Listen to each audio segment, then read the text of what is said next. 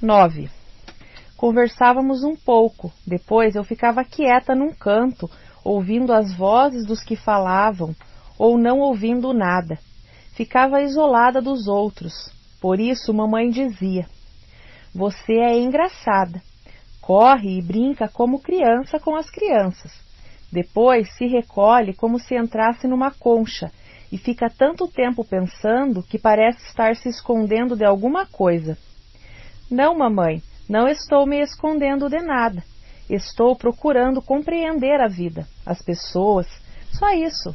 "E consegue?" ela perguntava com ar brincalhão. "Ainda não consegui compreender. Nem sei o rumo que vou tomar." Na escola eu tinha várias amizades, algumas sólidas. Estudávamos juntas na própria escola, depois dos jogos. Havia 2 times de bola ao cesto, além da ginástica obrigatória. Passávamos a maior parte do dia em convivência, as colegas e eu. Assim fui perdendo a timidez que me perseguiu a vida inteira. Como eu tinha noções de inglês, vinham me perguntar: "Você que sabe inglês?" Ouvi algumas moças dizerem que eu era orgulhosa. Então comecei a procurar as meninas mais modestas, assim perceberam que o que elas pensavam que era orgulho, na verdade era timidez. Fiquei amiga de todas de minha classe e de alguns do 3º ano. Por defeito de temperamento, eu vivia distraída, com os pés longe da terra. Conversei com todas elas, algumas filhas de açougueiros, outras de lojistas dos bairros distantes. Quando mais humildes, mais as procurava para trocar ideias sobre lições. Avisei que se passasse por elas e não as cumprimentassem, que viessem a mim e procurassem compreender. Acabaram me compreendendo. Eu voltava para a casa da rua Salvador Leme, ajudava minha irmã em serviços caseiros, fazia lições, tomava conta dos brinquedos de Alice, que já frequentava o jardim de infância. O pai tinha adoração pela filha. Trazia-lhe balas, chocolates, cocadas, todos os dias. Começaram as discussões e brigas do casal. Assistia a muitas e por motivos tão pequenos e tão sem significado que seria fácil evitá-las. Guiomar prevenia, o rosto contraído de raiva: "Não traga mais doces para a menina, ela está doente de tanto comer porcarias. Você entra em casa e ela já olha para as suas mãos, isso não é amor." Ele respondia zangado: "Quando você viu balas e doces fazerem mal a alguma criança? Ela gosta, pode comer, que mal há nisso? Você é louca de pensar uma coisa dessas." Ela retrucava mais zangada ainda: "Não sou eu, Zico. Foi o médico que proibiu. O médico, você está ouvindo? Não vê que Alice está sempre doente e pálida? Está sofrendo dos intestinos. E que sabe o médico? A filha é minha, invenção de médico." Virava as costas e ia embora, furioso com Guiomar. Resmungava e dava mais balas de alcaçuz para a filha. Sem querer, assistia a várias discussões, sempre por causa dos filhos.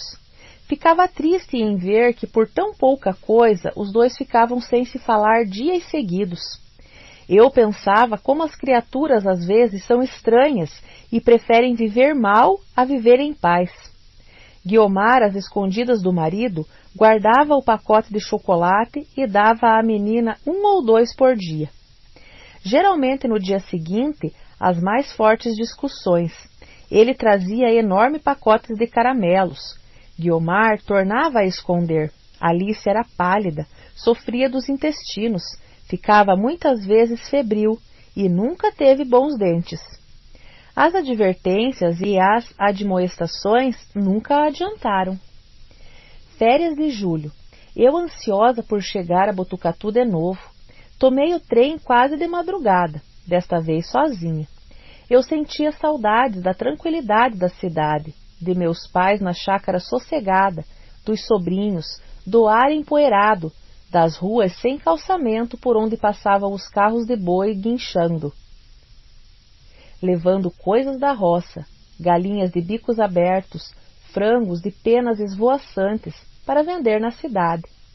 Saudosa das pessoas, das amigas, das ruas sem movimento, dos carros puxados por cavalos magros. Na estação vi meu pai de longe, à minha espera.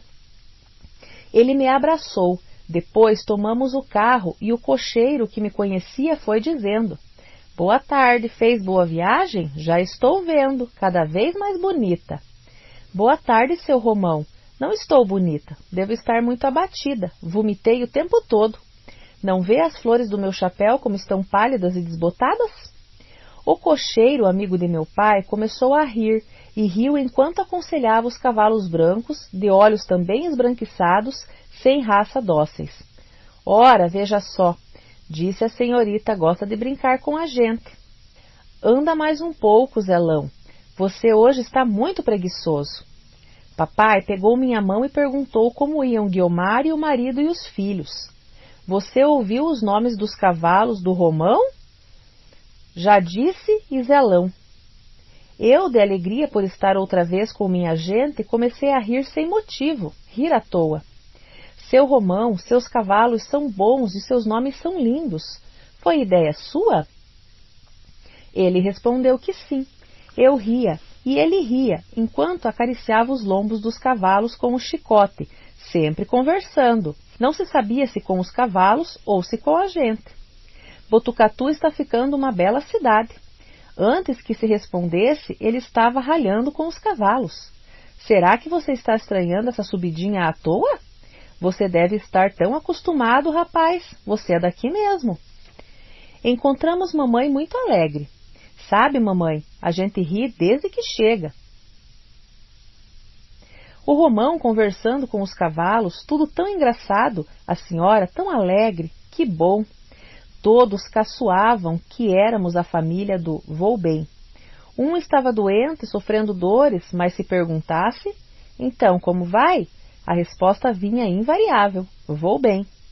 Outro estava passando dificuldades financeiras, sem dinheiro, sem emprego, mas se lhe perguntassem: "Como vai?" a resposta vinha direta: "Vou bem."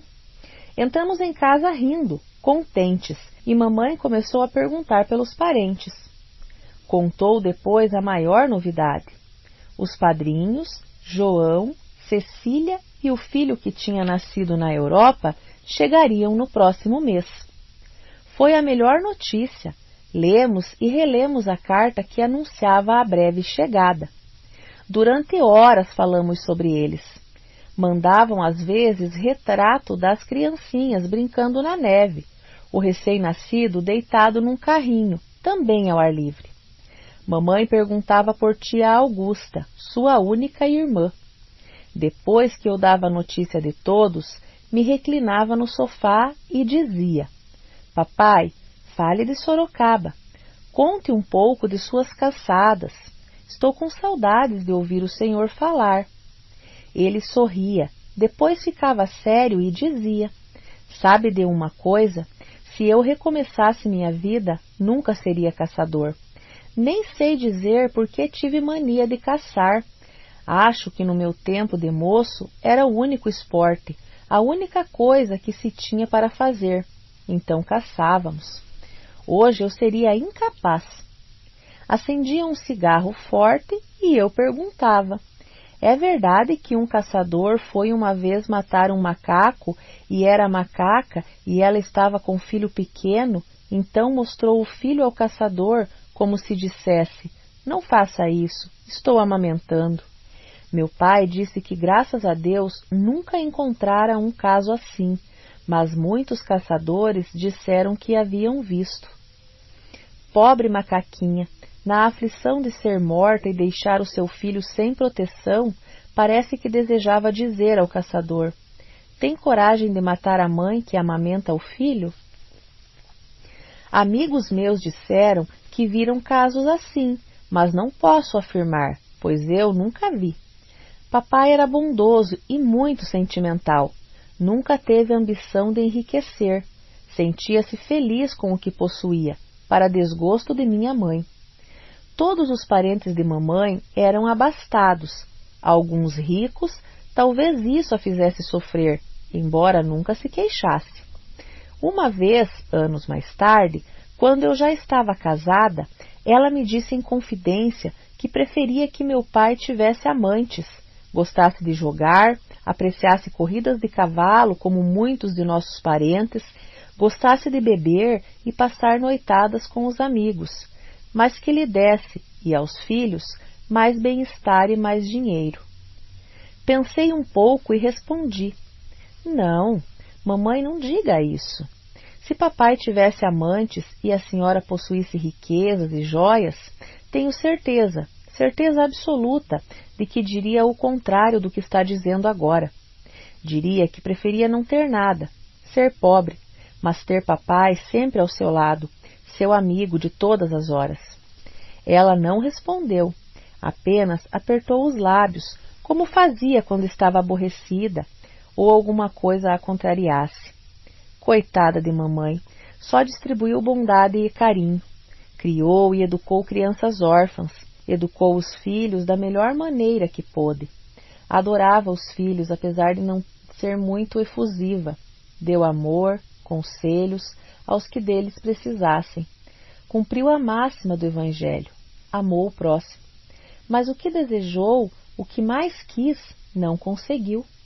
Desejou ser rica, ter meios para viajar, para ter mais conforto, e nunca obteve, nem meios e nem conforto. Nunca perdoou ao meu pai sua falta de ambição, mas a diferença de idade entre eles era muita, e quando ela ainda estava cheia de vida e energia, ao voltar do sertão, meu pai já se sentia velho e cansado. Mas eu compreendia papai e conversava muito com ele. Tínhamos os mesmos pontos de afinidades, e eu apreciava os fatos que narrava enquanto preparava o cigarro de palha. E as cobras, papai? Encontrou muitas em suas andanças? Algumas, dizia com indiferença. Eu ainda não contei que uma vez Zenon e eu íamos para a fazenda de Maneco. De repente, os cavalos refugaram e não quiseram passar. Vimos então o que pensávamos que era um pau atravessado na estrada a se mover. Não sabíamos onde estava o princípio nem o fim. Era uma cobra enorme. A estrada teria 5 ou mais metros de largura. A cobra era maior. Atiramos várias vezes. Ela entrou no mato e desapareceu. Isso me impressionou. Nunca vi coisa igual. Zenon teve medo? Medo não. Ele nunca teve medo. Você sabe, criado na roça. Só disse: papai, temos que matar essa cobra. Ela ainda pode fazer mal a gente distraída que passar por aqui. Eu então falei: será que você quer entrar nessa capoeira atrás de uma cobra dessas? Não sei se era venenosa, não deu para ver. Não tinha princípio nem fim. Era escura e tinha os desenhos amarelados. E depois, não ouviram mais falar nela? Quando chegamos à fazenda de Maneco e contamos o fato, disseram que devia ser a sucuri que vivia na beira do rio e pegava todo o animal que passava por perto. Uma semana atrás tinha pegado uma vitela. Quando ela segura a presa, tritura, aperta, solta uma baba e a vítima acaba com todos os ossos quebrados. Aí ela engole. Depois fica tranquila até ter fome outra vez. Pode até pegar criança descuidada. Assim passávamos as noites. Papai contava histórias e fumava. Mamãe costurava e eu ouvia. Ouvia várias vezes a mesma história. Pedia que repetisse aquela assim, assim, e meu pai repetia. Mamãe sorria ao ouvir o meu interesse. Pedia ao meu pai que contasse as caçadas do brigadeiro Tobias, em Sorocaba. O brigadeiro da rua? Perguntei a primeira vez que ouvi meu pai contar. Esse mesmo, filho de prima Aninha Tobias de Aguiar, de que sua avó falava sempre. Mamãe esclarecia. Papai continuava. Ele era amigo dos Lopes de Oliveira. Um dia mandou carta aos Lopes que preparassem uma bela caçada e ele levaria a Marquesa de Santos e vários amigos.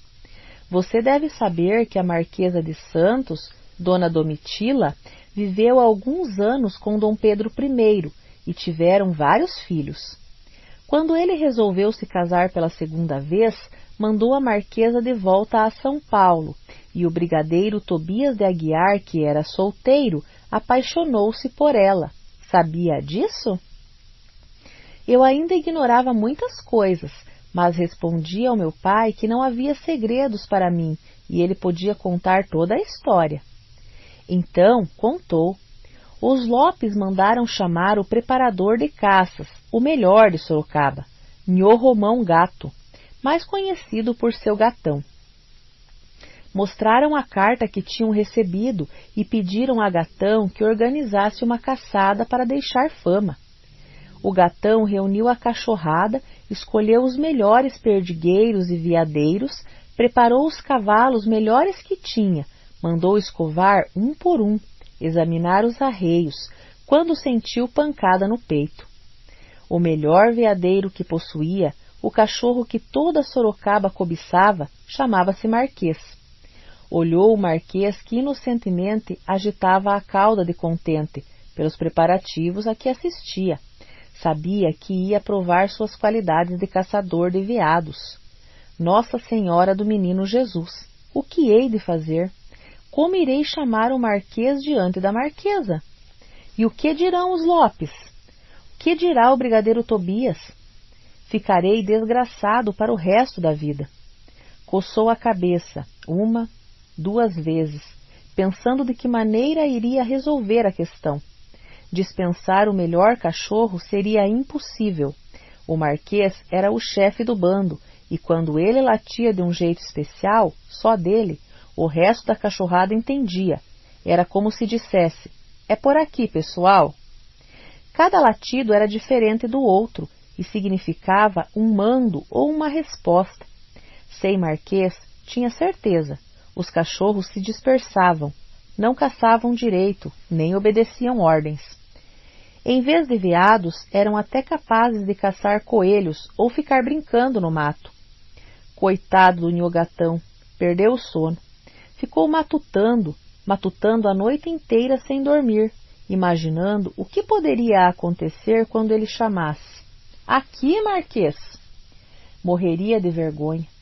Na véspera do dia em que chegaria a cavalgada de São Paulo, pediu auxílio aos anjos e a todos os santos do céu.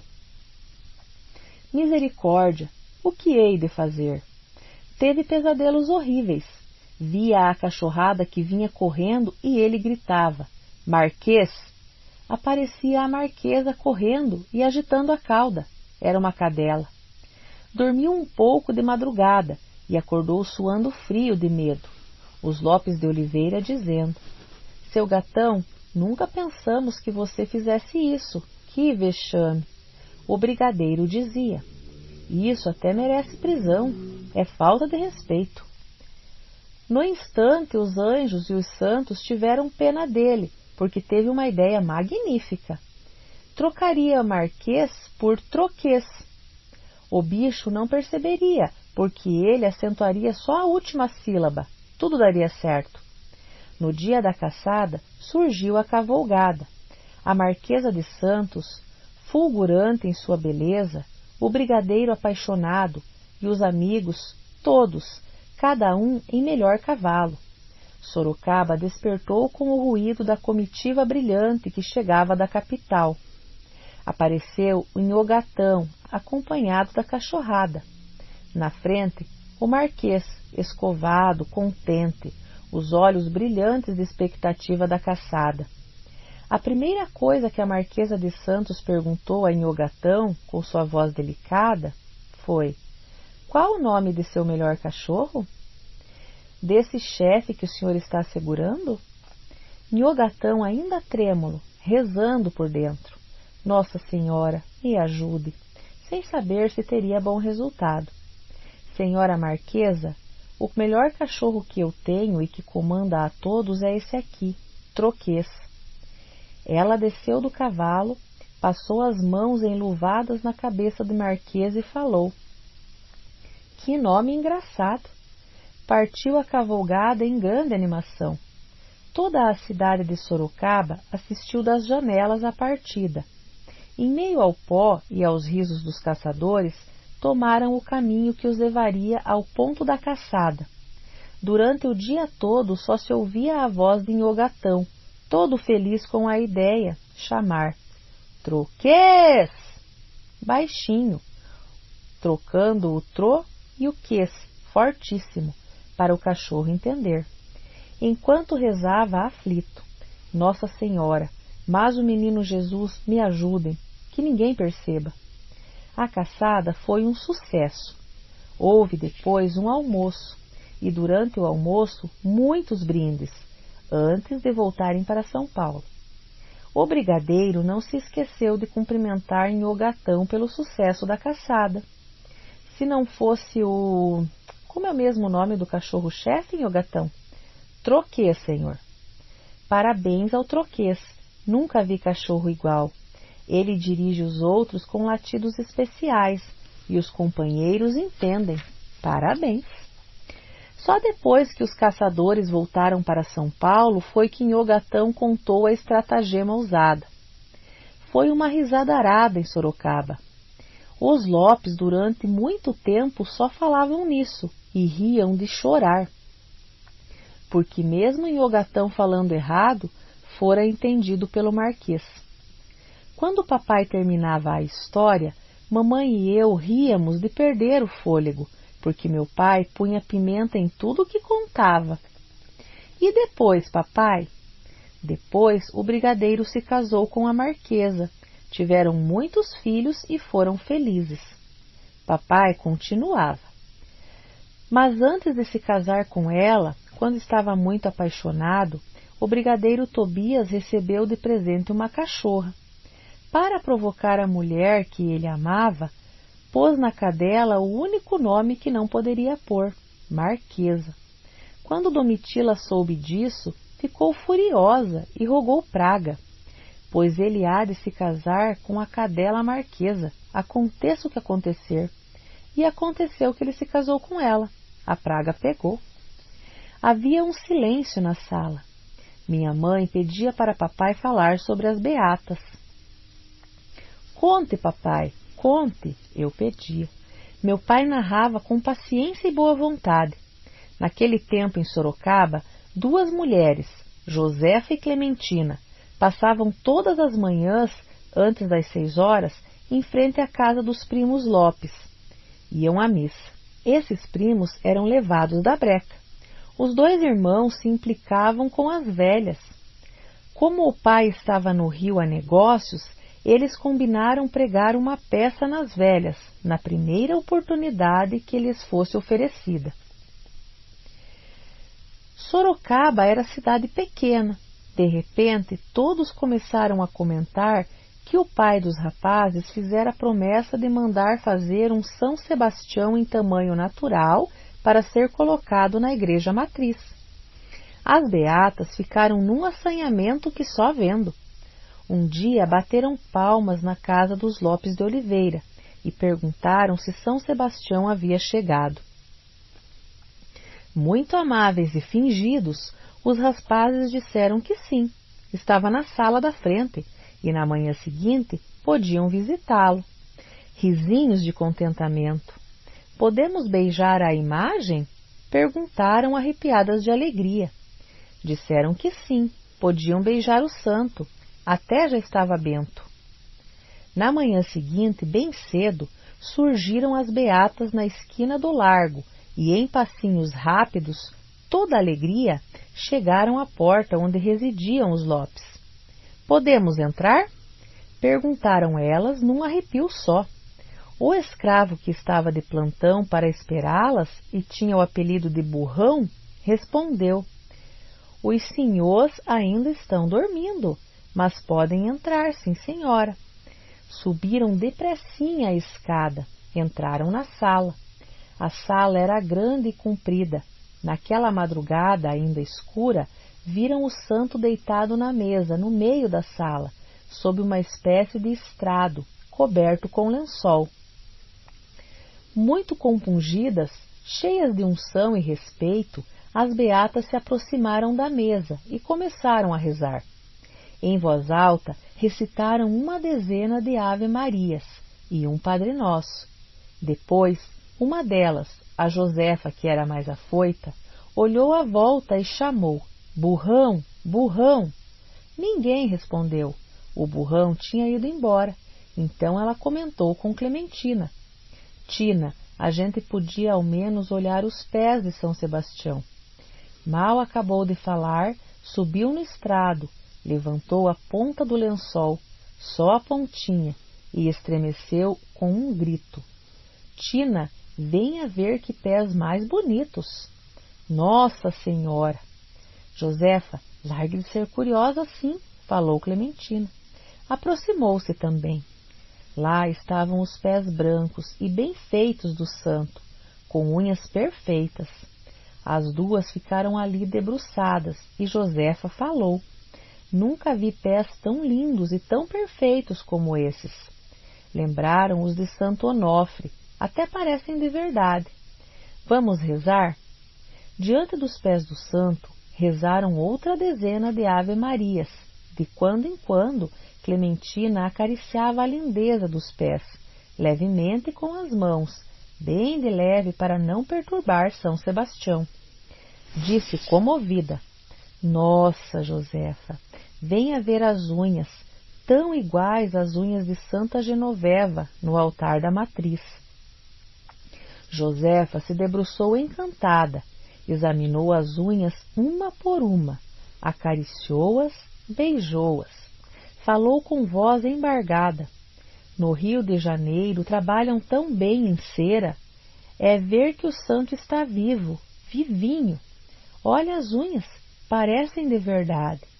Josefa encontrou um pelo espetado no dedão. "Veja, Tina, tem até pelo." "Será possível?" perguntou a irmã. "Zefa, você está vendo demais." "Estou dizendo que estou vendo, não sou inventadeira."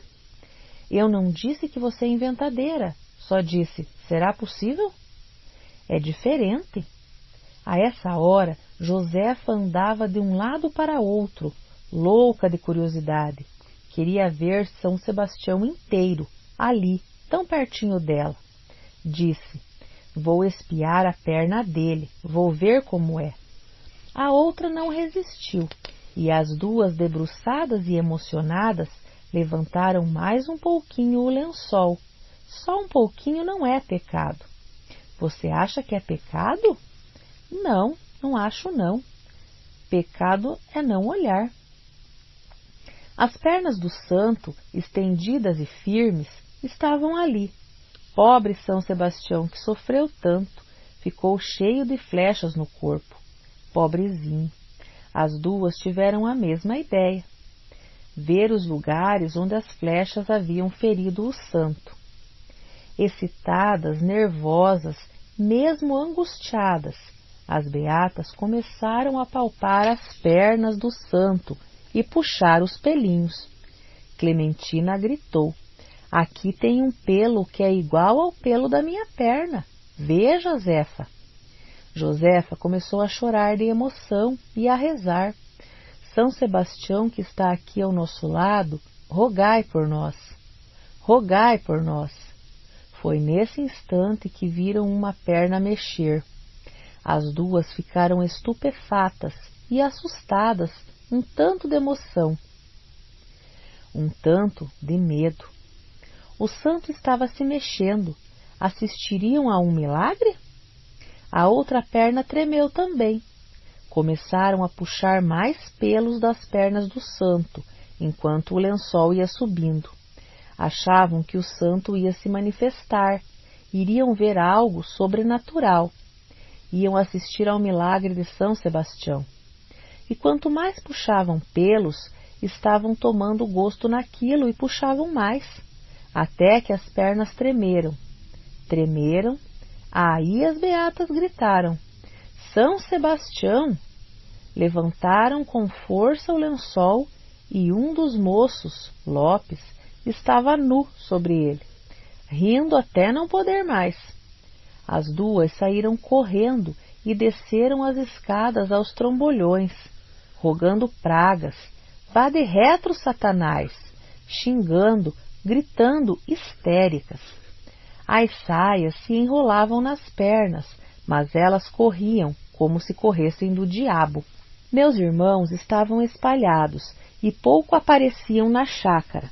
O mais velho, depois de ter estudado com o professor dos primos, foi estudar engenharia no Rio. Já desenhava muito bem. Tudo o que ele desenhava era primoroso. Papai e eu passeávamos pela chácara e ele perguntava quais as matérias de que eu mais gostava. Eu respondia: geografia, história e outras coisas. Que outras coisas? Perguntava. Então eu dizia que o que mais gostava mesmo, acima de tudo, era ler. Só isso que me agrada, papai. Mas, minha filha, você não pode só ler. Precisa estudar também. Mas eu estou estudando, não estou? Ele ria e me afagava as mãos. Os dois cachorros caminhavam à nossa frente, cheirando o ar, agitando as caudas, felizes em nossa companhia. O ar era puro, a manhã azul, as árvores muito verdes e os pássaros pareciam setas que cortavam o espaço sobre nossas cabeças. Sabe, papai, gosto também de música, de flores, dos rios pequenos. Tenho sempre saudades do riozinho que passava no quintal da fazenda, com amoreiras nas margens. Gosto das manhãs bonitas como esta. Se tirassem as flores do mundo, eu não viveria. Se não houvesse música, morreria. Até do som do seu relógio eu gosto porque é música. Mas, acima de tudo, eu gosto dos livros, das folhas dos livros, das histórias que contam. Gosto também muito do mar. Encontro a presença de Deus nas águas do mar. Aquela imensidão de água. E pode-se morrer de sede olhando e sentindo a água, sentindo a secura na garganta, olhando, vendo e morrendo sem poder beber. É a maior prova da presença de Deus. Parávamos e ficávamos sentados nos bancos do jardim. O ar estava parado, as borboletas se procuravam, os pássaros cantavam. Os perdigueiros deitavam-se aos nossos pés e nos olhavam como a perguntar se o passeio terminara. Um dia, papai tirou o relógio do bolso e fê-lo tocar. Os cães se levantaram imediatamente e vieram escutar, curiosos, colocando as cabeças junto ao relógio para ouvirem bem o som do sino.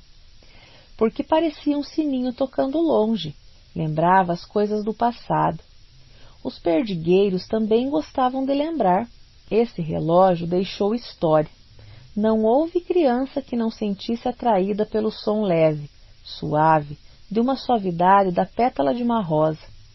Era grande, de ouro, e batia às horas, às meias horas, e os quartos de hora.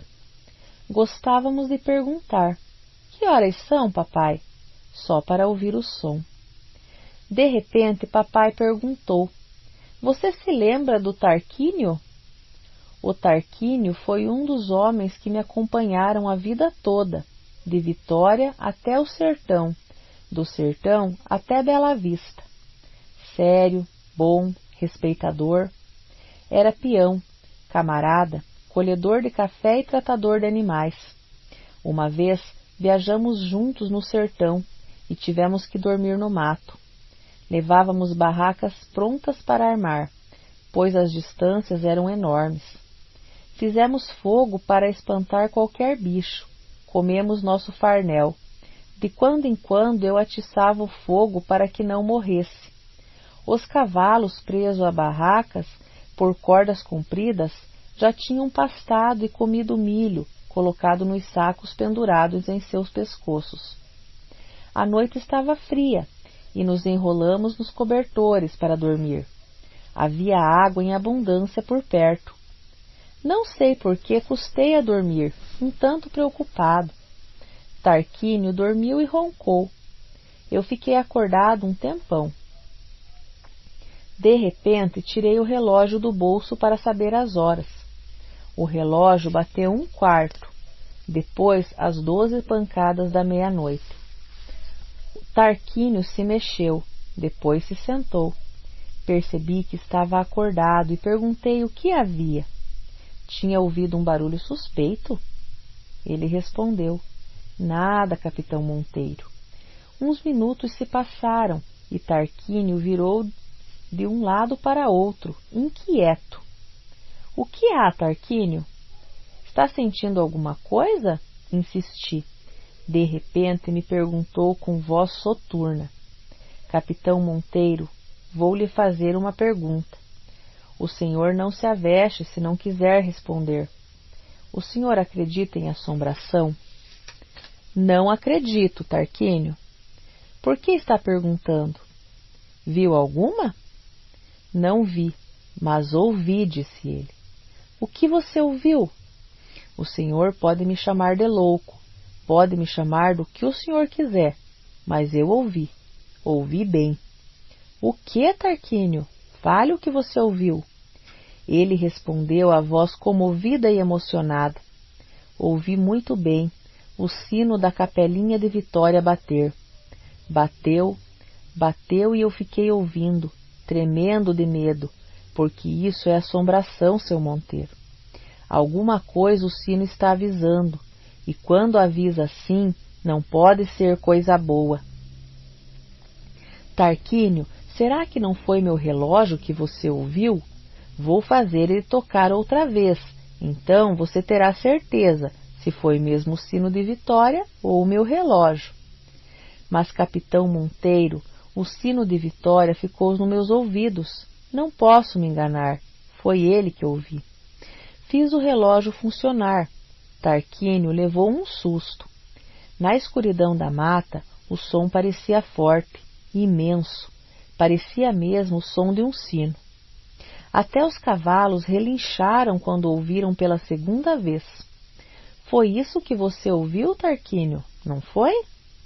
Cruz credo, patrão. Se isso não é assombração das boas, duvido até de mim. Esse relógio é enfeitiçado. Desse tamanho, do tamanho da mão da gente, e toca como um sino. É por causa do silêncio que nos rodeia, Tarquínio. Pode ficar sossegado. Isso não é assombração. É o relógio que está dando as horas. Bateu agora 00:30.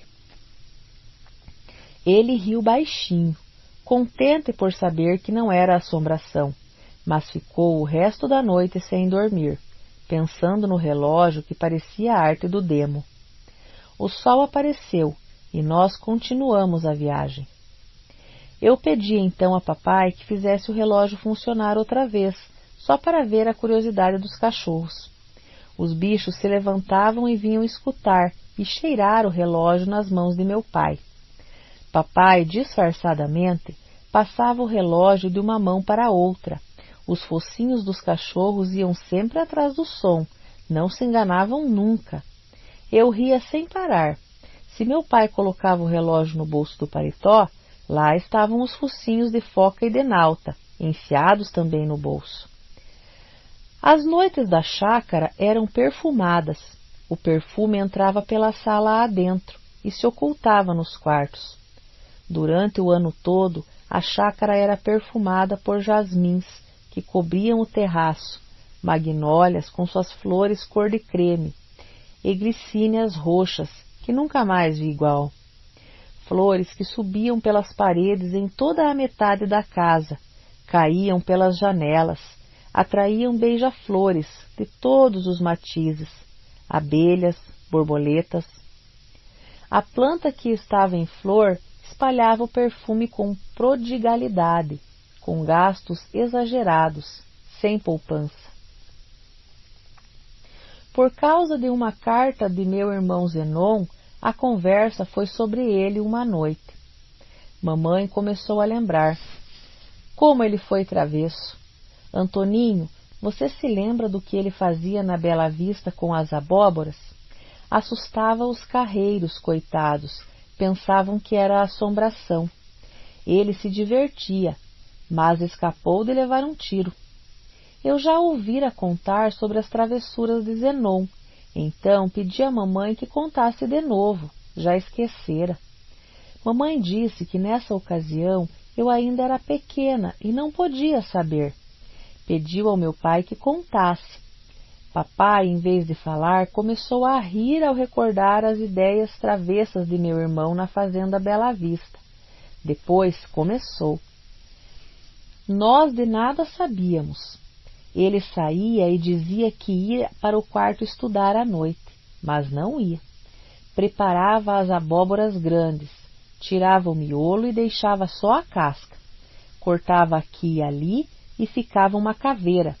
Colocava dentro da caveira uma vela acesa, passava ácido fosfórico e ficava esperando os carreiros e os boiadeiros se recolherem. Se não me engano, foi o Balduíno que nos contou tudo, muito mais tarde. Você se lembra, Rosinha? Havia um carreiro, Joãozinho da Tica, muito ignorante e supersticioso. Tinha medo da assombração. Acreditava que as almas vinham tomar satisfação dos erros cometidos pelos vivos. Foi esse que mais sofreu. Seu irmão esperava o Joãozinho da Tica se recolher no porão onde todos dormiam, então aparecia em cima da porta. Aparecia a cabeça da caveira, na ponta de um pau comprido coberto com lençol. Quando o João da Tica viu aquela assombração, começou a tremer e perguntou: se for alma do outro mundo, pode dizer o que deseja, mas não me faça mal. Sou um pobre carreiro que trabalha para viver. Pode dizer o que deseja de mim, mas não me persiga. Começou a chorar, porque a alma continuava no mesmo lugar, horrível de se ver, com a boca enorme, fosforescente, iluminada por dentro. João da Tica disse em voz alta como uma confissão: se for a alma do compadre Tinoco, dê um sinal que eu conto tudo, tudinho. A caveira deu um pulo e pareceu que riu. Era Zenon que ria lá dentro, voz cavernosa. Ha, ha, ha! Parecia trovão de tão grossa. Você não é inocente e vai pagar pelo que fez. Vai sim, João da Tica. Zenon não sabia de nada da vida de João. Falava assim só para assustar. E ele a chorar. Pelo amor de Deus, compadre Tinoco, não me faça mal, que eu contarei o que deseja. Nossa Senhora é testemunha da minha inocência. Tenha dó de um inocente, compadre Tinoco. Por Deus, Nosso Senhor. Engolia as lágrimas de tão assustado. Confessou: sabe, compadre, foi a Tervina que veio com histórias e me contou que a Tica morria de amores por mim. Estava louca para se encontrar comigo. E essas coisas, sabe?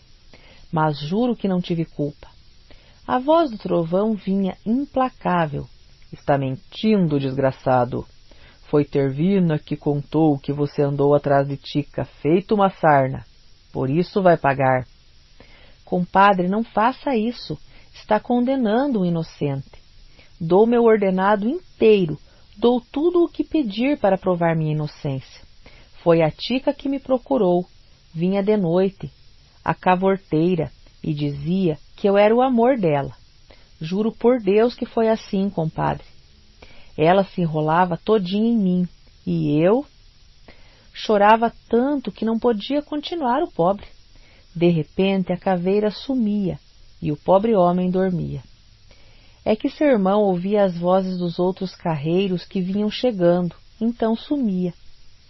Quase todas as noites, depois de nos recolhermos, Zenon ia fazer estrepulias. Você já pensou o que podia acontecer de tudo isso? O Joãozinho da Tica já andava falando sozinho, podia até endoidar, mas não ficou nisso. Uma noite, Joãozinho da Tica chamou outro carreiro, metido a valente, para ficar com ele no porão. Creio que seu irmão não sabia. O campeiro amigo de Joãozinho começou desafiando. Se for alma de outro mundo ou do compadre, prove que é. Se não for, vai levar tiro. Assombração desgraçada! Ou vai para os quintos dos infernos, ou diga-se ao compadre Tinoco mesmo, amigo aqui do João Tica. Quando o Joãozinho da Tica ouviu, ficou valente também e desafiou a abóbora. Zenon viu que a coisa ia esquentar, pois os carreiros estavam loucos de medo e de raiva. Com armas prontas, tratou de fugir e de sair do porão o mais depressa possível. Coberto com lençol, subiu as escadas aos tropeções, caiu, levantou, escorregou no lençol, escondendo a abóbora debaixo do braço. Correu com a vela apagada, arrastando o pano branco. Os homens atiraram. Quando ouvimos os tiros, saímos para ver o que estava acontecendo. Rosinha e eu vimos Zenon entrar em casa correndo, com cara de quem viu fantasma. Em 2 minutos se desfez de tudo e entrou na sala muito pálido, perguntando o que havia, o fingido.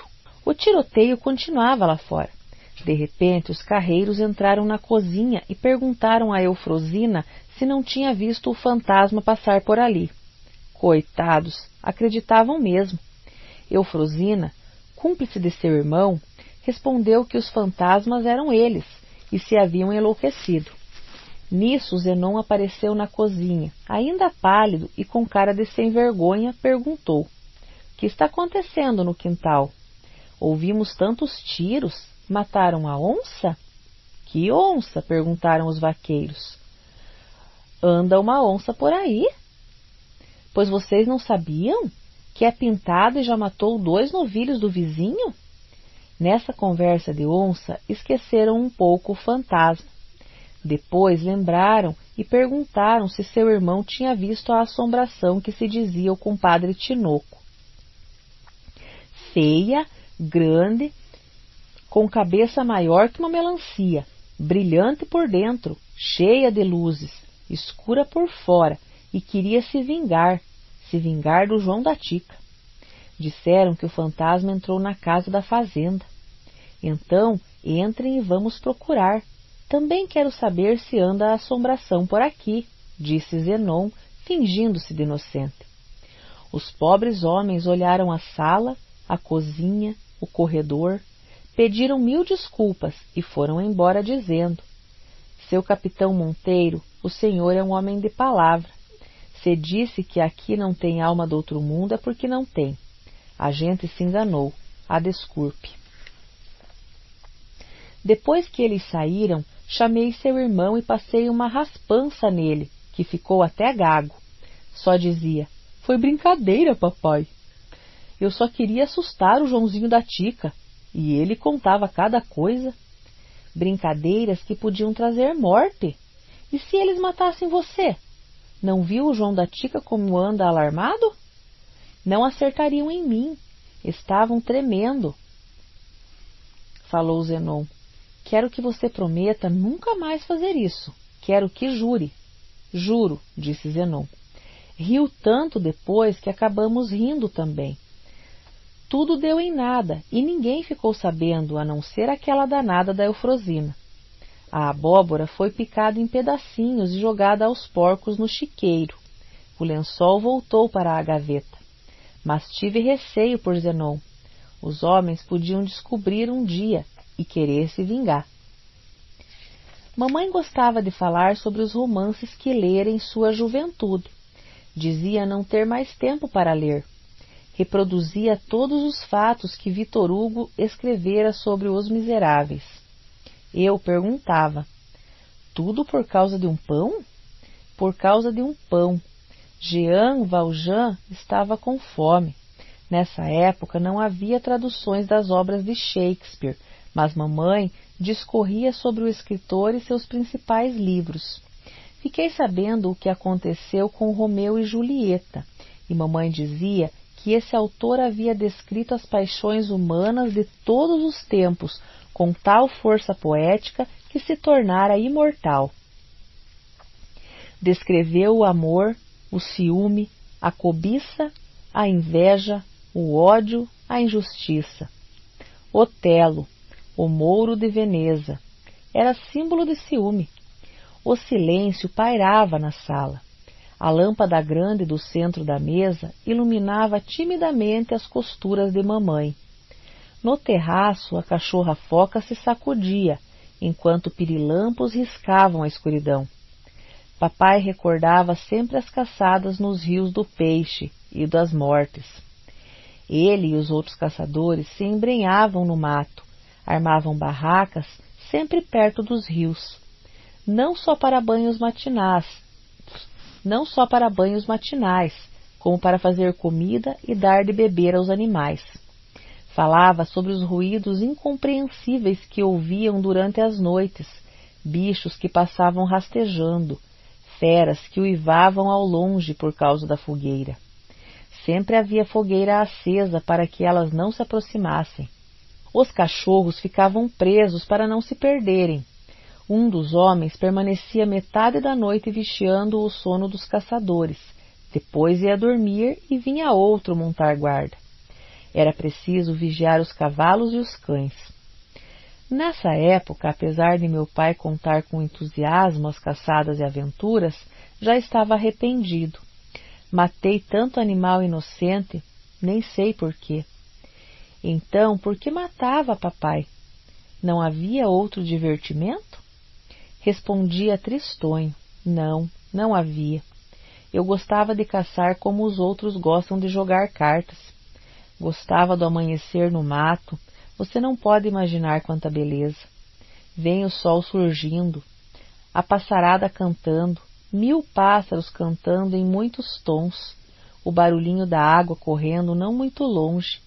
Depois o cheiro do mato, aquele cheiro de erva, de tronco de árvores, nem sei descrever. Os homens saíam das barracas que eram altas do chão por causa das cobras. Um já estava coando café, outro fritando mandioca, batata doce, toucinho, outro dando milho aos cavalos, ou tratando dos cachorros. E a passarada cantando na cabeça da gente. Depois do banho no rio, saíamos para matar. Fazia uma pausa e continuava. E tinha bons companheiros, mas acredite uma coisa, nunca deixamos animal nenhum sofrer. Matávamos simplesmente, mas não deixávamos os cachorros matarem aos poucos. Era um absurdo, mas era assim. Hoje eu nunca faria isso e tenho horror quando me lembro do que fiz. Mamãe levantava a cabeça da costura e olhava o papai com ar incrédulo. Duvido. Às vezes uma palavra basta para começar uma discussãozinha entre os dois. Mamãe provocava. Eu procurava evitar. Perguntava se traziam caça para a mamãe. Ela ria. Ele dizia que não. A viagem de volta era longa. A caça se estragaria. O maior prazer não era propriamente caçar. Era viver no mato, vida livre, sem preocupações. Comer feijão virado com arroz e carne seca. De quando em quando, carne de caça fresca. Achava que era a mocidade. Os moços não pensam. Só querem passar tempo. Mamãe interrompia para dizer que ele nem devia falar assim. Como tinha a coragem de dizer que não tinha preocupações? Devia ter, e muitas, pois deixava a mulher e filhos sozinhos para ir ao mato caçar. Eu intervinha, mas mamãe, era apenas algum tempo, não era sempre, como se fossem férias. Não era algum tempo. Eram 2 a 3 meses que eu ficava sem notícia deles. E isso não é algum tempo. Nunca fiquei tanto tempo assim. 3 meses? Nunca. Recomeçava a discussão, mas eu entrava na dança, para apaziguar. Sabe, eu gostaria também de amanhecer no mato. Não para caçar, mas para conhecer a vida dos pássaros. Deve ser tão bom. Paravam de discutir e falávamos de outros assuntos. Nas manhãs bem cedo, eu despertava com o canto em escalas variadas dos passarinhos. Eram os bem-te-vis, os sabiás, os canários da terra. Cada um mais bonito que o outro. Era um prazer ouvi-los. Passávamos o dia andando pela chácara e papai ficava satisfeito com minha presença. De repente, ele me dizia ao ouvido: não deixe Foca ouvir, mas há um ninho de sabiás no alto daquela jabuticabeira. Suba e verá. Eu subia com facilidade, espiava os filhotes e dizia: já têm penas, estão com os bicos abertos esperando comida. Pensavam que eu era a mãe. Eu descia da árvore, a cachorra Foca me olhava como se quisesse adivinhar, o nariz para o ar, sondando, farejando. Você é por demais novidadeira. Fui ver se as jabuticabas estavam maduras, bobona. Ela agitava a cauda, aspirava o ar como se respondesse: bobona é você. Pensa que eu não sinto o cheiro dos passarinhos? Não se esqueça que tenho nariz de perdigueira. Se não é perdiz que está lá em cima, é parente. Corríamos juntas pelas alamedas e, às vezes, Nauta juntava-se às brincadeiras. Os filhos de Nicota vinham todos os dias brincar e diziam quando me viam trepada nos galhos da mangueira: você ainda gosta de subir em árvores? Já é quase professora? Eu explicava que não havia nada de estranho em subir em árvores. Era um esporte como outro qualquer. Contava que jogava bola ao cesto na escola. Explicava como era o jogo, e eles me olhavam admirados. Um perguntava: e quando for professora, vai continuar a subir? Vou, se tiver oportunidade. Quando a gente gosta de fazer uma coisa, não sendo errado e nem prejudicando ninguém, o que há de mal que as faça? Eles riam, eu ria. Parece que os cachorros também riam. Brincávamos todos juntos de pegador, correndo e escondendo atrás dos grandes troncos acolhedores. Atrás dos galinheiros, as galinhas corriam assustadas, asas abertas, cacarejando. O galo punha ordem no galinheiro. Até parece que falava zangado com as companheiras. Que graça acha em brincar com as crianças? Minha mãe perguntava às vezes. Eu dizia que eles eram engraçados e eu nunca tivera muitos companheiros de brinquedo. Lembra na Bela Vista, mamãe? Tinha cachorros, cavalos e riozinho que passava manso, dando voltinhas. Parece que brincava de se esconder com as amoreiras nas margens.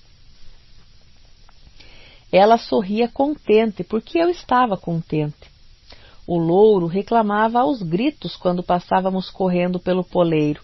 Dizia com voz que não era bem de homem nem de menino: pega, pega! E a cozinheira Regina ensinara. O galo batia as asas, cocoricó, e pedia silêncio. As galinhas corriam à moda delas, como se protestassem contra o sossego perdido. Os filhos de Nicota iam embora e eu me sentava no terraço, olhando à toa o pedaço do mundo que eu via. Vinham duas rolinhas meio cor de terra, andavam pelas alamedas do jardim, como se estivessem passeando. Nauta chegava e queria lamber minhas mãos, e eu dizia: quieto, Nauta. Ele se aquietava aos meus pés, mas não tirava os olhos das rolinhas passeadeiras. Num voo só chegavam as pombas e trocavam impressões sobre a beleza da tarde. Eu só olhava. A Glicínia deixava cair os cachos roxos, como indiferente à beleza que espalhava. Chegava um beija-flor verde, como esmeralda, sugava o jasmim, parado no ar, e ia embora. Vinha outro logo em seguida, rápido. Mal se podia apreciar suas cores. Procurava outro jasmim e ia embora. Na porta da cozinha, o louro continuava a gritar: pega! Mas todos tinham ido embora. Ninguém mais corria para pegar ninguém. Esse louro parece bobo, grita sozinho. Nauta ouvia minha voz, agitava a cauda, pensava que eu falava com ele. Meus padrinhos avisaram que chegariam em junho. A família ficou alvoroçada, em preparativos para esperá-los. Papai e mamãe fizeram planos para irem a Santos. Os viajantes traziam mais um filho nascido na Europa, e essa era a maior novidade. Voltei para a casa de Guiomar, onde a vida corria sempre igual. O marido trabalhando, ela tricotando, os filhos estudando. Eu já tinha muitas amigas na escola. Conversávamos durante horas, as colegas e eu, sobre vários assuntos. Uma delas se impressionava muito com as invenções. Outra descrevia o balão dirigível. Outra dizia que a borracha viera para melhorar a vida. Outra falava sobre as últimas máquinas de escrever, sobre os aeroplanos, o telégrafo sem fio e o cimento. E os raios-x? Para mim é o fósforo. Motores, dinamite. E o tempo ia passando nessa conversa de inventar. Na cidade de São Paulo já quase não existiam carros puxados por cavalos. Os últimos eram os tílbures, que transitavam pela madrugada, passageiro, cocheiro e cavalo dormitando. A garoa cobria as ruas, os bondes, as casas e as árvores. Como era engraçada a garoa! Nas manhãs de inverno, quando eu saía de casa para a escola, quase nada enxergava. A neblina era uma cortina cinza. Então eu colocava às vezes as mãos, minhas próprias mãos, diante de mim para ver se as via. Tudo vago, escuro, indeciso como a névoa. Eu gostava, achava lindo e poético, mas não tinha bons agasalhos, nem casaco para o inverno daqueles dias. Ia para a escola tremendo de frio e voltava tremendo de frio. Por isso gostava de andar a pé, e as solas gastavam-se todas nas caminhadas. Papai e mamãe chegaram do interior para esperar a filha que não viam há 2 anos, juntamente com o genro e os netos, sendo o mais moço desconhecido ainda. Haviam construído numa travessa da Avenida Paulista uma bela casa e trouxeram da Europa não só as mobílias, como tapetes, louças, cristais, quadros e cortinas. Quando o navio atracou e vi meus padrinhos desembarcarem, senti felicidade tão grande como nunca sentira antes. Sabia que tinha neles segurança e bondade. Minha irmã era tão nossa amiga e tão bondosa que esses 2 anos de ausência haviam significado muito mais em anos e saudades. E João? João estava crescido e muito bonito, ao lado da irmã Cecília e do pequeno Antônio. Toda a gente começou a chamá-lo Antoine, porque nascera na Suíça. A pajem Dolores falava francês corretamente. Além disso, trouxeram Lina, governante da casa e suíça também. Quando vi e ouvi aquela gente toda a falar francês, fiquei meio assustada e perguntei a mim mesma: serão eles de fato? Lina não falava outra língua, de modo que as perguntas e as respostas eram em francês.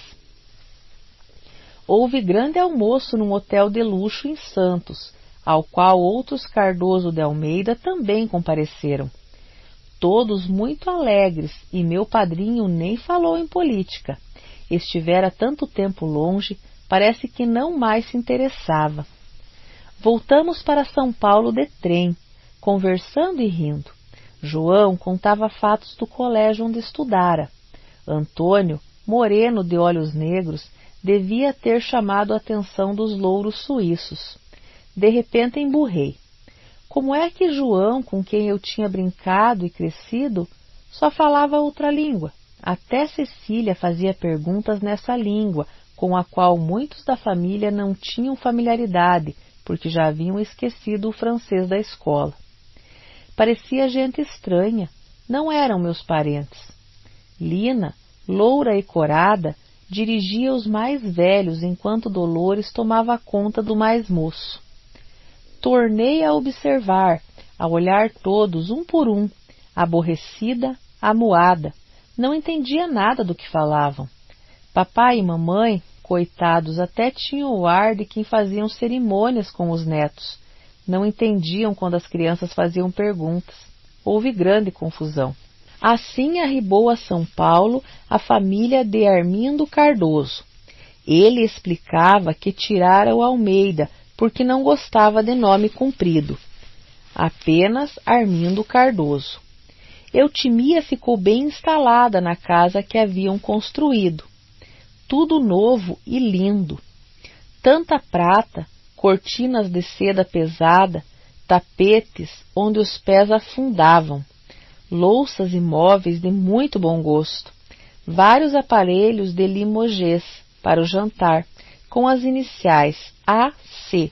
em tudo, pratos de peixe, de frutas, de doces, tudo tão perfeito e tão bonito. Nos de peixe havia lindos peixes pintados, nos de fruta, esquisitas e coloridas frutas. Logo compraram um automóvel e sua vida social começou bastante movimentada. Eutimia trouxe presentes que distribuiu com prodigalidade para toda a família. Começou então o desfilar de automóveis pretos, enormes, das tias e primas. Carros longos com separação entre motorista e passageiros. Flores num vaso preso ao banco e telefone para dar ordens ao motorista. Este fardado com luvas compridas de couro, boné que tirava todas as vezes que alguém entrava ou saía do automóvel, delicado e atencioso. Os parentes visitaram meus padrinhos, desejando saber como haviam decorrido os 2 anos passados na Europa. Toda a gente começou a chamar Anthony, ao menino moreno nascido na Suíça, mas meus padrinhos proibiram terminantemente. Ele é brasileiro, é Antônio, nome de papai. Mas nasceu na Suíça, por isso ficaria tão bonito chamá-lo de Anthony.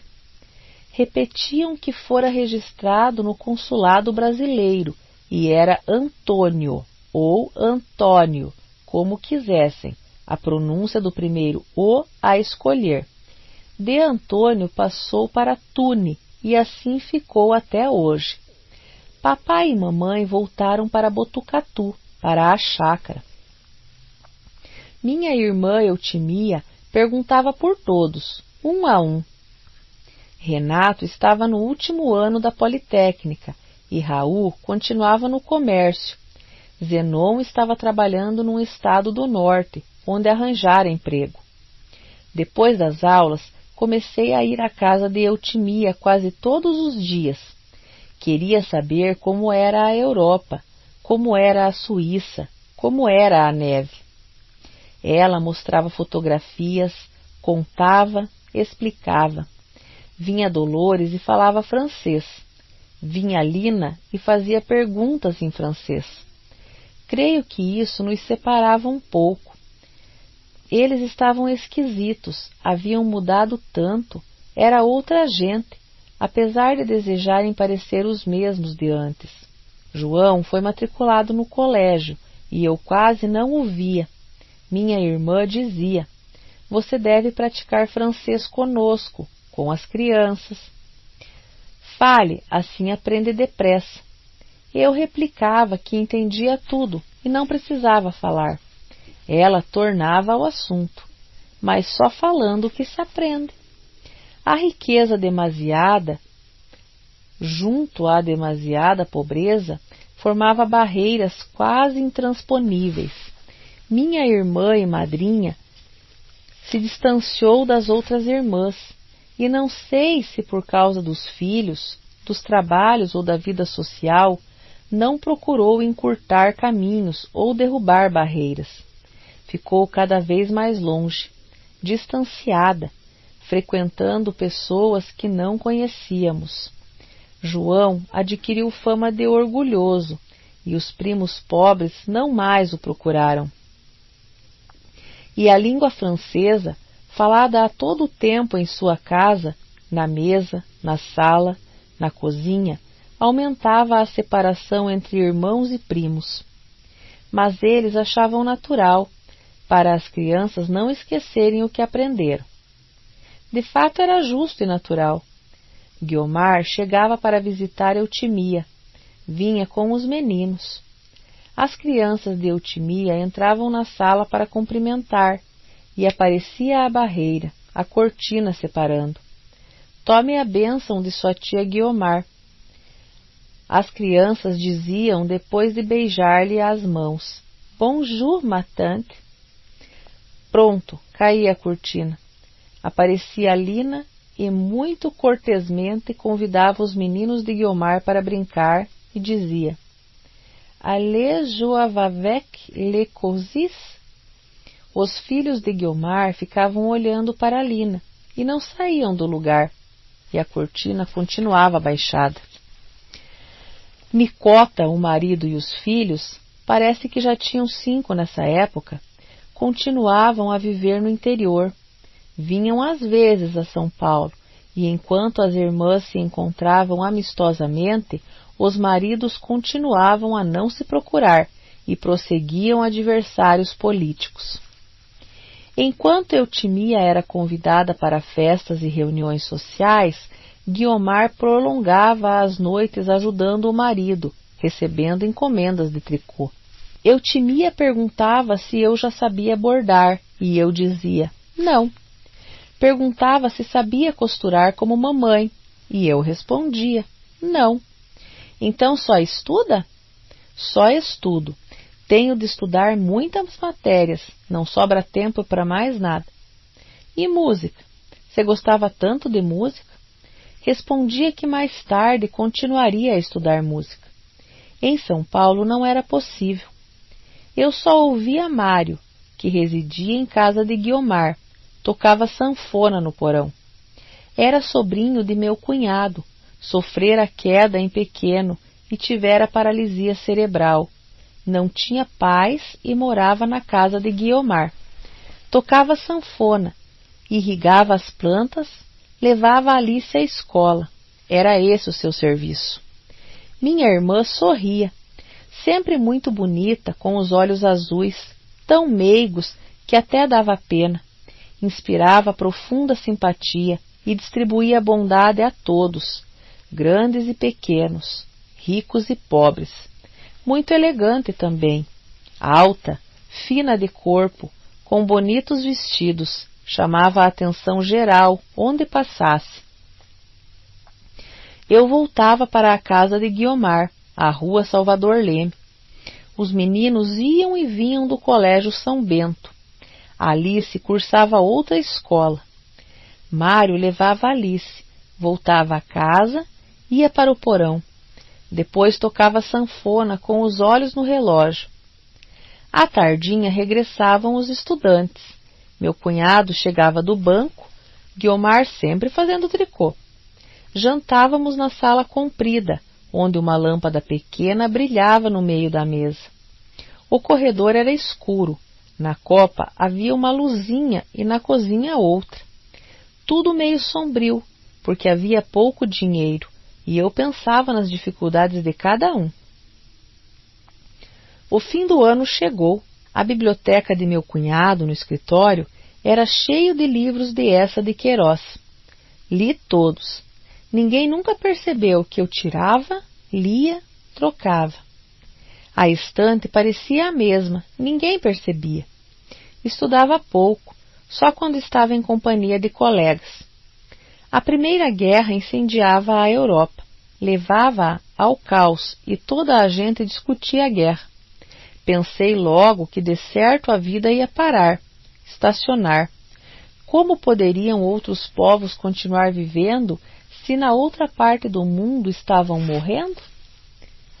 Com espanto meu, tudo prosseguiu e apesar de discutirem, trocarem impressões, a vida continuou, do mesmo jeito, com problemas rotineiros de sempre.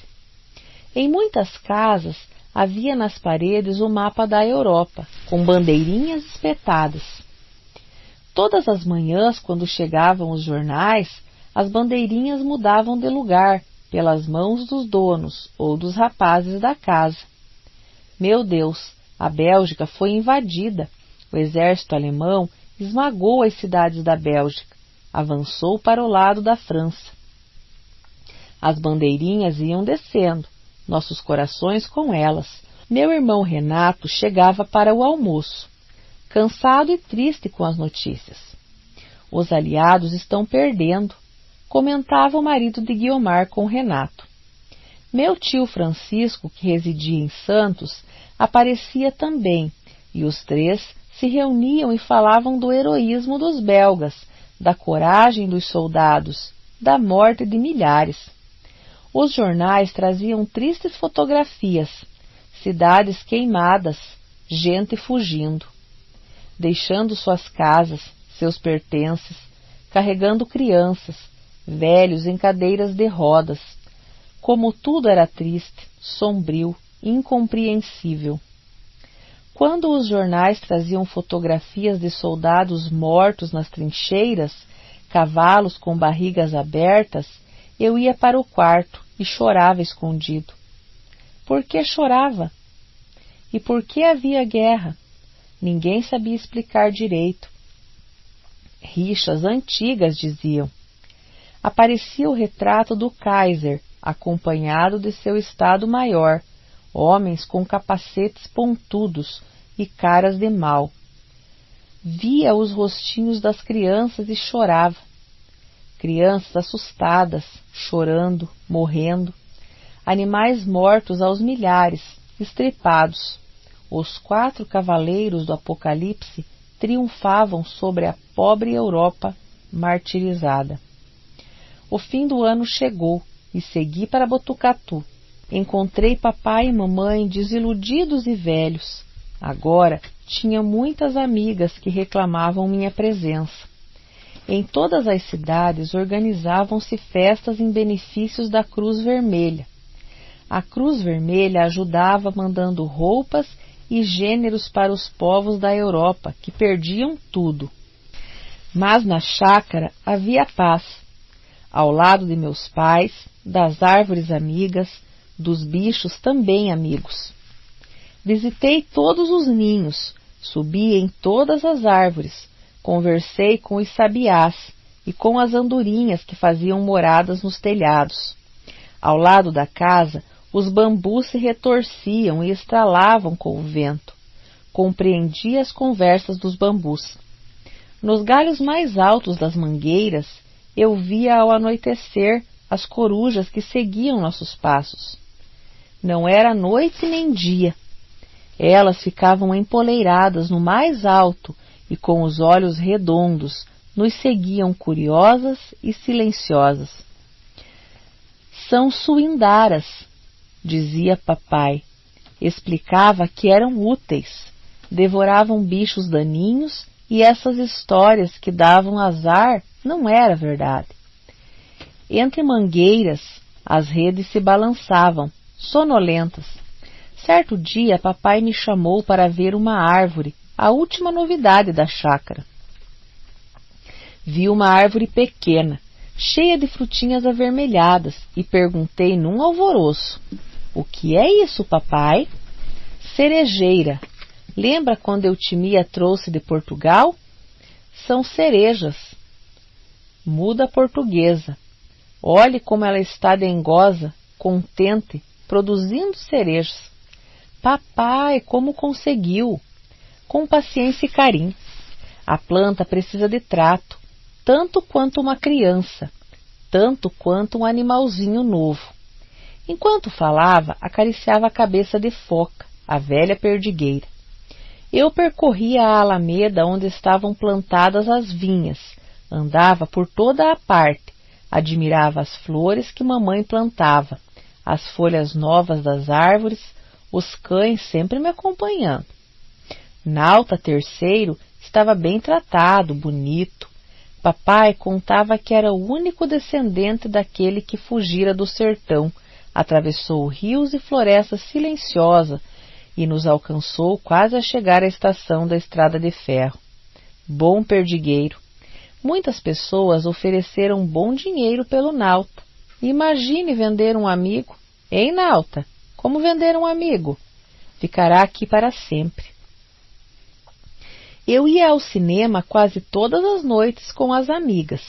Aos sábados e domingos, Havia danças nos clubes e eu ia também. Quando ficava em casa, ouvia a conversa de meus pais. Eles lembravam. Eu pedia que contassem mais histórias do sertão, de Bela Vista. Desejava saber tudo. Tinha ânsia de saber. Falavam sobre bois, vacas, cavalos e cachorros. Contavam a vida do sertão. Era do que eu mais gostava. Pensava, um dia voltarei para lá. Uma noite mamãe contou que certa vez chegou um lote de bois vindo de longe, de outras terras. Eram zebus. Foram para a fazenda de um amigo que havia encomendado, a zebuzada. 10 ou 15, não lembrava bem. Chegaram silenciosos, foram recolhidos no curral. Com gibas grandes, orelhas imensas que abanavam como elefantes. Tinham vindo da Índia. Eram bichos mansos, andavam devagar, calmos. Ficaram no curral olhando fixos para o caminho de onde tinham vindo. Não quiseram comer. Ali ficaram o tempo todo quietos, vagarosos, silenciosos. No segundo dia também não quiseram comer. Os boiadeiros variavam a comida. Deram-lhe alfafas, capins de diferentes qualidades.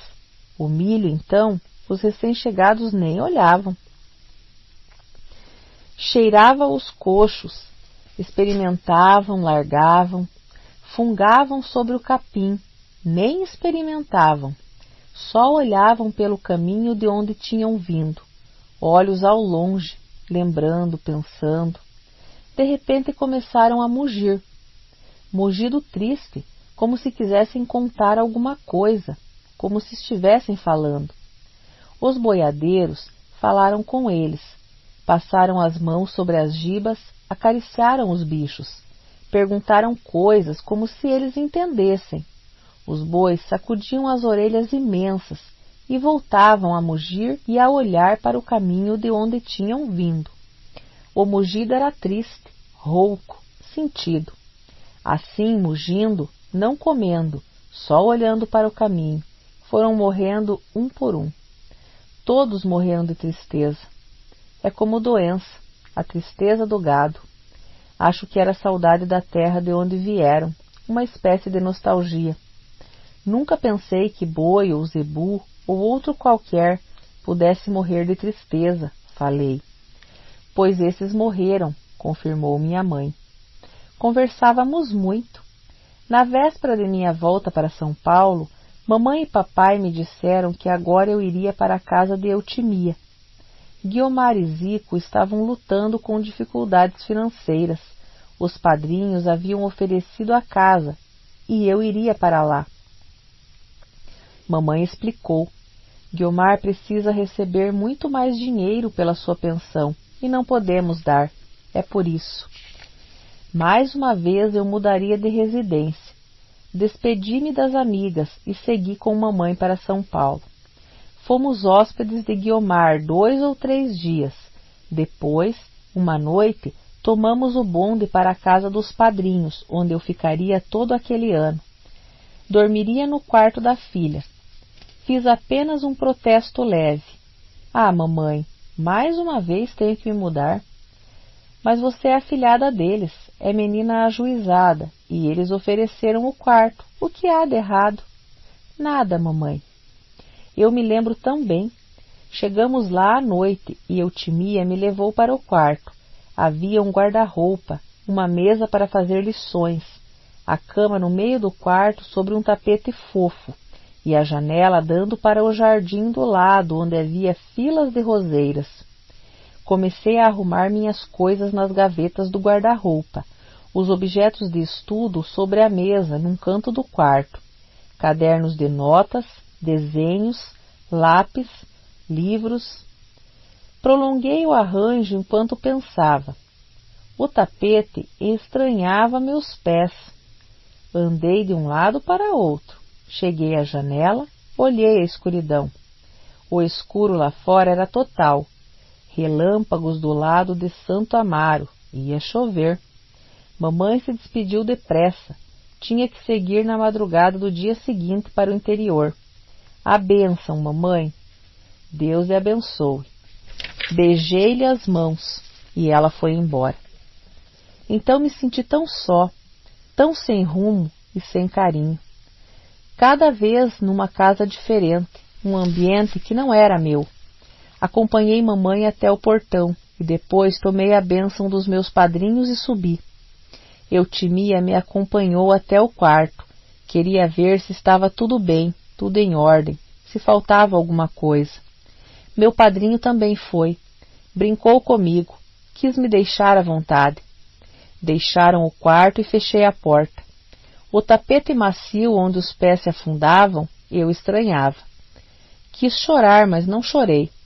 Pensei nas meninas que não tinham onde ficar quando estudavam em São Paulo, ou ficavam em pensões baratas, em quartos com outras companheiras, onde havia um só banheiro, ou viviam de favor na casa de parente.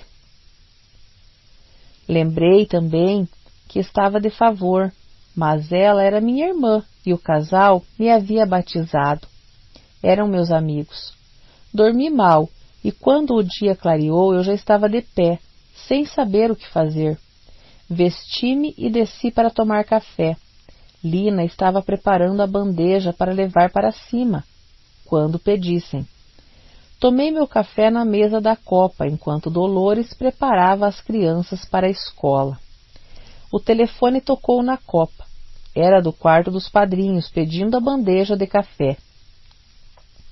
Tudo era diferente, e eu achava luxuoso, até o modo de pedirem café no quarto. Tudo em francês.